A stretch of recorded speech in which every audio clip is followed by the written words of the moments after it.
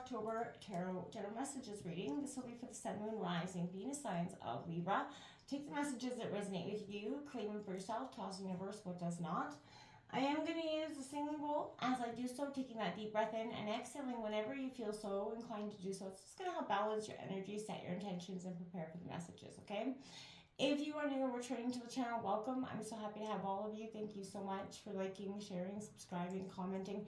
It means so much to me to see the channel growing. I can't express that enough, so thank you. All right, let's get started.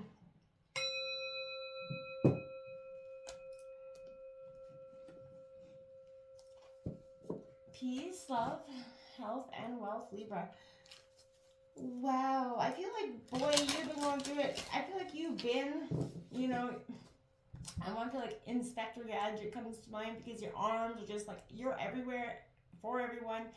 You're a little bit depleted. You've been giving a lot of your energy to everybody else around you that needs it. Not maybe taking the best care of yourself right now.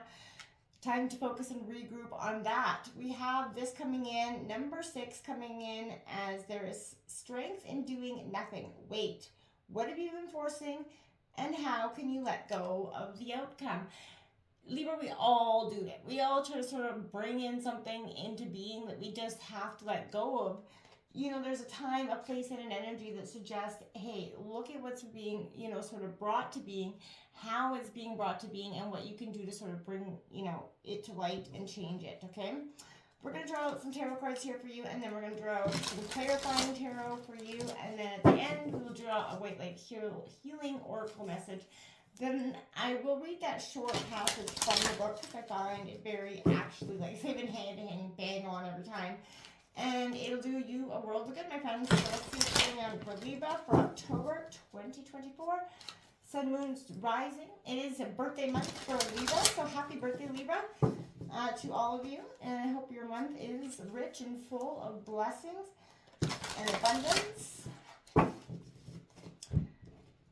I feel like you've definitely been firing on all cylinders. Like I said, like just going. Take that moment to stop and reflect on what it is that you need to look at throughout this time. We have, you look at you, the Alchemist, the Magician card coming out right for now for you. I like that, making things happen for yourself. And that is very much a Libra energy, kind of dividing and conquering. We have the Ten of Pentacles coming in reverse, Taurus, Virgo, Capricorn. It's a great energy in reverse. It is just suggesting that money is maybe on a delay or maybe a stagnance. For you, a lot going out, a little less coming in.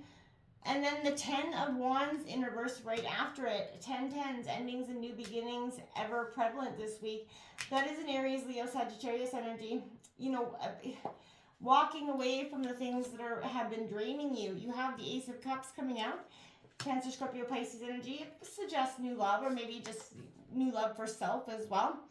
That 5 of Coins, if you can see here, you know, this is definitely conflicted, and I feel like, again, feeling like money's kind of escaped you in the past, left you a little bit in that cold energy. That is, again, a Taurus, Virgo, Capricorn energy. You have the Moon in reverse on the bottom of the deck, as well as the Two of Swords in reverse on the bottom of the deck, by the Three of Swords upright. You know, you've been through the heartbreak for some time, you know, and it kind of fogged, you know, in a sense, your view or your ability to go forward in something. That's probably because you weren't able to clearly see through the emotions that are present. It was a dark time, and sometimes when we're going through it, it makes it, you know, very hard to see what's happening to us in the moment. We did have that new moon solar eclipse happening, and so this is a powerful sense of letting go, setting your intentions, and really manifesting, like that Alchemist, that Magician card, of your greatest future and destiny. We're going to draw your clarifying cards here, and then we're going to break it all down.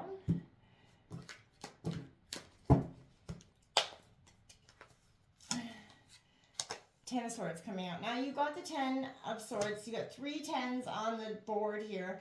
You have, except for the 10 of Cups here. So again, 10, 10, 10. But something is ending and something is beginning.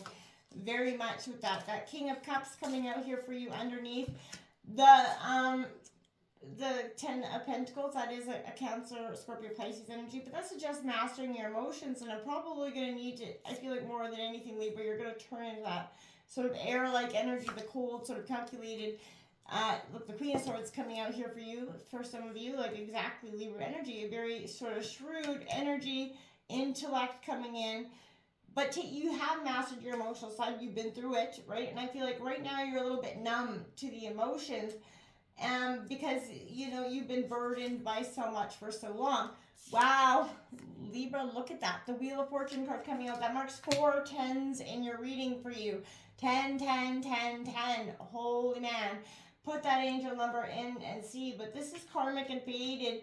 A new love could be coming in for you that is fated in a way that you maybe hadn't been expecting for some time. And we have the 9 of Wands. Look at you, all guarded up there, protecting your shit. You're like, nah, not today. Not today. That's what I feel like. Not today. You're not willing to open up. That 5 of Coins, left out in that cold, left you made a little bit jaded and definitely protecting your heart. High Priestess on the bottom of the deck, following your intuition. Libra, you're going to get through this. The 2 of Wands here coming out as well. If there's something you haven't seen clearly or haven't been able to see clearly for some time, I'm unsure why. But I feel like right now you are being asked to stop and, let things wait. And for some time, I feel like, and you maybe have said, like, the good times that you've been having, I feel like you knew this, like, sort of, this kind of high doesn't last. But you're sort of having to let your heart lead the way on what you need to do next. And I think that is probably a good thing. This is your strong will and your ability to manifest coming into being, Libra. And I feel like it definitely represents, an energy rather than you're sort of passive aggressive, but you're also willing to go for what you want. But you're being asked to become more aware of what is your full potential, what it is that you want to manifest. And when you're trying to transform something into being, actually putting those thought processes into being, this is the card of making things happen, to reaching into your mind there, and materializing what was previously just a thought, or previously just, thin air thinking here. This is you sort of alerting yourself to the potential of what it is that you really want and sort of manifesting that energy to come into being, and the ability to heal yourself through this painful process, that you've been going through. But you're taking a look at what is your relationship with power, and the how power in your past dynamic played, huge parts. Because we all have that one person that, likes to be that power energy. And I feel like for some time you kind of submitted to it. This 10 of Pentacles, these are family feuds coming in reverse. This is Taurus, Virgo, Capricorn, but this is loss. Going against the tradition of what your family may have expected for you. And I feel like blockages, relationship blockages and wealth issues here. There's a real issue around something that, money or somebody's beliefs about money cause some, personal security issues within yourself. You're being asked to allow yourself to be healed and nourished through a community, yes, and really paying attention to who's got your back and who doesn't, right? The true blues at this time. But I want to say what triggers or blockages come up when you think of opening yourself up to people, right? Or truly opening up yourself, right? Opening your minds and hearts to different perspectives is the first step to awakening your own compassion, forgiveness, and loving kindness within your heart. And it connects you with others, right? So it's an honoring of time. So when you think, of yourself a place, do you put on community, family, and friendship in your life? And can you balance those in your life? Or do you feel like those relationships have always just been burdensome to you? Do you feel like they've accumulated anything other than heartbreak? Or can you say, hey, look, there's a lot I can say I've gained from it, other than just hurtful lessons? Maybe, maybe not, right? We have this 10 of Wands. This is you, and I like to see this because this is you unburdening yourself. This is Aries, Leo, Sagittarius, freeing yourself from the expectations or just others, a situation for some of you. You're giving yourself a goddamn break, right? You're cutting a cord that bite and out. And I feel like this is a great energy. You're being asked to examine the way you deal with pressure and the pressure that's put onto you by others. Do you learn from these challenges, or you get crushed by them? And I feel like you're not really getting crushed by that. And I feel like do you get overwhelmed by the task in front of you, and lose sight of the larger picture, or are you great at this? If, this is an energy of taking a look are you able to, and what's called, if you've usually been a person that can handle everything, and right now you feel like you can't, this is the universe saying, take a break, take a moment here. To rise above everything else, you have to learn to empty our minds, our heart, and our lives. You have to declutter, right? And learn to say no. It's okay to ask for help, and it's okay to say no. It's okay not to please everyone, and it's okay to pause and find a way to work that is not going to deplete your life force energy. You're not here to be a servant of anything. So, what happens when you don't honor your limits? Do you feel like, at the end of the day, and I feel like recently you're going to realize that you may have pushed yourself far too long, and at the end of the day, nobody really, it didn't make the difference that you thought. And that hits you on a personal level and puts you back a little bit. This Ace of Cups is a new beginning in terms of love. It is Cancer, Scorpio, Pisces, but it's all about emotions because it's ruled by water energy. And this is that harbinger of like emotional fulfillment coming in. Then there's new beginnings, the element of water. When, you're surrounded by endings and new beginnings with the 4 tens you have on board. So this is, the cup is the heart, and that has to be empty before you can, allow somebody else to pour back into your cup. So you're being guided to your heart center right now, Libra. That sort of determines how you experience life, how you open up love, and how you experience love to this point. Do you, remain fearful because of the past hurts or the pain? Or are you open and sort of, to it again? I feel like the answer is probably no for most of you. And I feel like you have to recognize your heart is receptive. It is yes, you're always going to have the potential of getting hurt, but living and pretending that you're not is sort of, ostrich moment, putting your head in the sand, right? What does it feel like to be aligned with your heart? And when you do, you're going to feel less like you're able to get tricked at the end of the day. When you're healed, you're not feeling like anybody's going to come in and easily do, you're not so worried about that because it's not so easily done. This 5 of Pentacles suggests there is material trouble, hard times, but I feel like it's all in the way you've been handling some situations, probably dealing with a lot of drama and less actually putting in the time and effort to put into your finances, right? This is a card of prosperity, but it's also a card of adversity. So this is both inner and the outer. It does refer on a physical level to the lack, of material security, and on a spiritual level, a lack of connectedness. So it's like that double whammy here. And I feel like you're being asked to contemplate the following things. What lives in your heart chest? What makes you feel excited when you want to do something? What does it mean to be sort of scared or, in a learning perspective? What's it feel in your heart when you think of taking a leap of faith towards something? Ask yourself things. What if you realize you're always, always meant to take a new leap? You're never meant to stay stagnant or stuck in a situation. What lessons are your outer circumstances trying to teach you? If they're kind of repetitive patterns, you're missing something, and it's time to look at that energy. And it is a 10 of Swords moment for you. It is like, I feel like for some of you, a card of Rune. This is Gemini, Libra, Aquarius. We all know the 10 of Swords doesn't have a lot of good things coming in with this. I feel like it reminds me of that 12-step program, right? The 4th step in the moral and fearless inventory. Not that I've been there, but this is that energy of taking the inventory within yourself. That permission, to, take steps towards creating wounds that never receive proper care and releasing what's actually ready to be let go.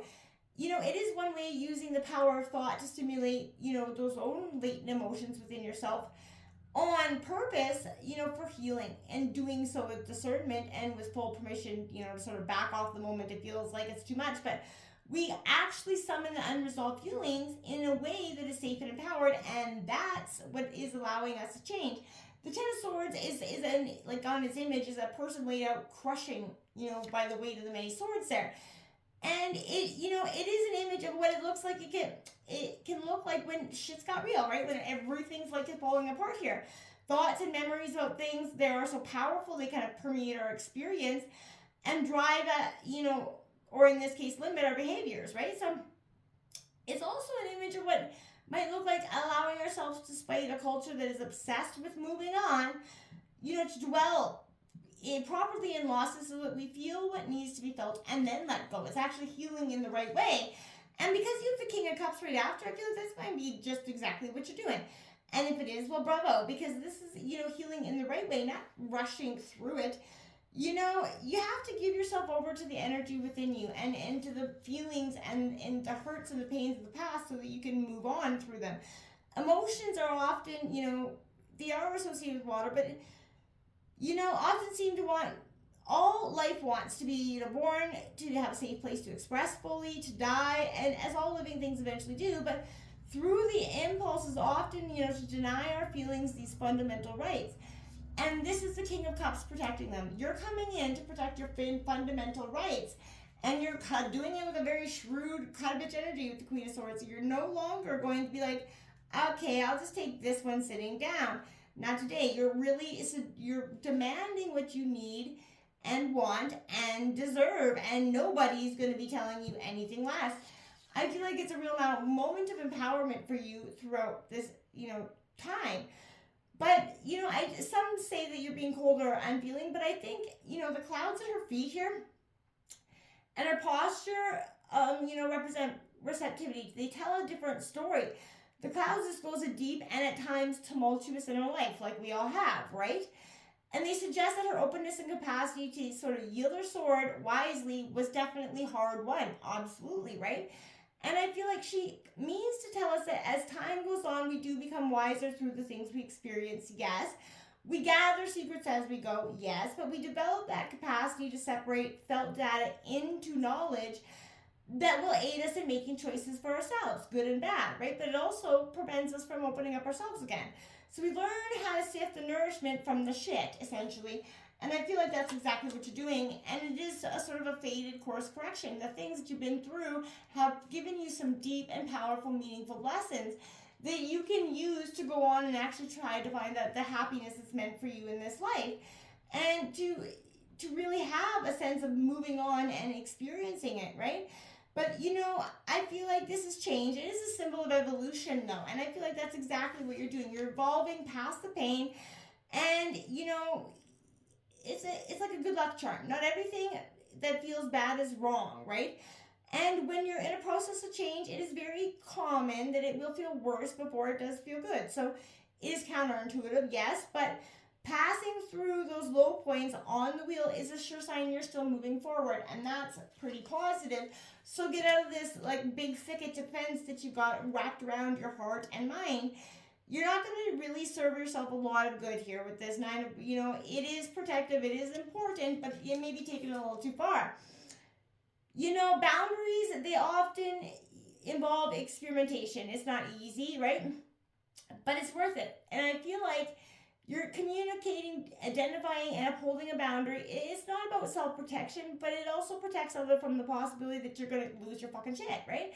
And we'll coming up against a boundary maybe distressing at first for someone who's not used to or expecting it from you. And on some level, I like to think it's going to make everyone a little safer from your own shit, right? So a healthy boundary helps others know just what to expect from you as well. Even if it means if they choose not to engage with you, and and if they do at the end of the day, well, hell hath no fury, right? And I feel like that's their choice at the end of the day. We're going to take a look at what is your Oracle healing message to wrap this up, Libra. Okay.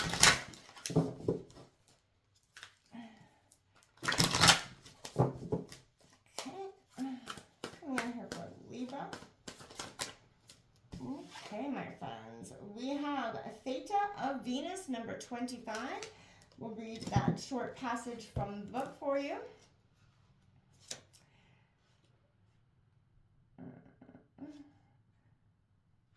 Too far.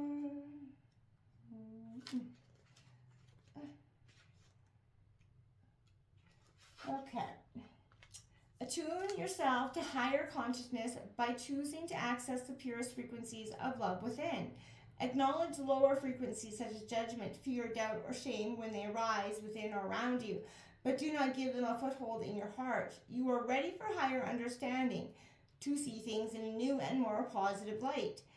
Allow your inner knowing to guide you on a unique, beautiful, and highly spiritual path. Bam. Mic drop. This is your moment. This is you really uncovering your greatest self. The second you did get was 43, Karma of Catalhula. read the short one for you as well. They are quite short. Your sacred soul passion is powerful enough to shift the state of your inner reality and your outer experience. So commit to what truly ignites your heart and do not be dissuaded by anything or anyone. If you're seeking to make a commitment, do so when it truly connects you to your heart. Follow your genuine, meaningful bliss and know that no matter what appears to be, you shall prevail and you shall rise. Until next time, namaste.